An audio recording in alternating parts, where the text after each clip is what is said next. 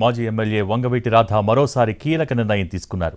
గత ఎన్నికల్లో మాదిరే ఈసారి కూడా రాధ ప్రత్యక్ష ఎన్నికల్లో పోటీకి దూరంగా ఉంటారని తెలుస్తోంది.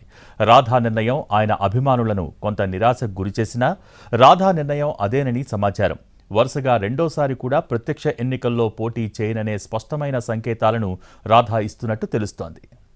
మాజీ ఎమ్మెల్యే వంగవీటి రాధ గత ఎన్నికల్లో మాదిరే ఈసారి కూడా టీడీపీకి స్టార్ క్యాంపెయినర్ గా రాష్ట్ర వ్యాప్తంగా ప్రచారం చేయబోతున్నారా అంటే అవుననే సమాధానమే వస్తోంది. 2004లో రాజకీయ రంగ ప్రవేశం చేసిన రాధ ఆ తర్వాత మరో 2 సార్లు పోటీ చేసి వరుసగా 2 సార్లు ఓటమి పాలయ్యారు. ఒక్కసారి మాత్రమే ఎమ్మెల్యేగా రాధ గెలిచినప్పటికీ ఆయన తండ్రి వంగవీటి రంగా చరిష్మాతో రాధాకి ఇప్పటికీ క్రేజ్ తగ్గలేదని ఆయన అనుచరులు చెప్పుకుంటారు. 2004లో కాంగ్రెస్ ద్వారా రాజకీయాల్లోకి వచ్చిన రాధ 2009లో ప్రజారాజ్యం నుంచి 2014లో వైసీపీ నుంచి ప్రత్యక్ష ఎన్నికల్లో పోటీ చేశారు. 2019లో పోటీనే చేయకుండా దూరంగా ఉన్నారు. 2019 ఎన్నికలకు ముందు వైసీపీ నుంచి తెలుగుదేశం పార్టీలో చేరారు రాధ.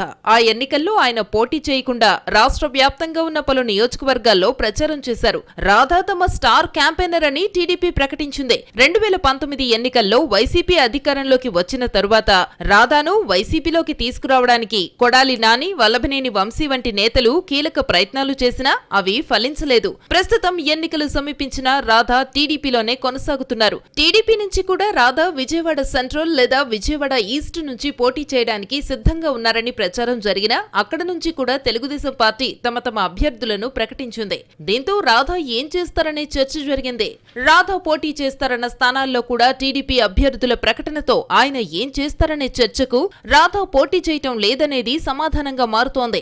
రాధ టీడీపీ పోటీ చేసే సీట్లతో పాటు జనసేన అభ్యర్థులు పోటీ చేసే స్థానాల్లో కూడా ప్రచారం చేస్తారని సమాచారం. పవన్ తో పాటు వంగవీటి రాధ కూడా జనసేన అభ్యర్థులు పోటీ చేసే చోట ప్రచారం చేస్తే కాపు సామాజిక వర్గం ఓట్లు కూటమికి భారీగా పడతాయని పార్టీ నేతలు భావిస్తున్నారు.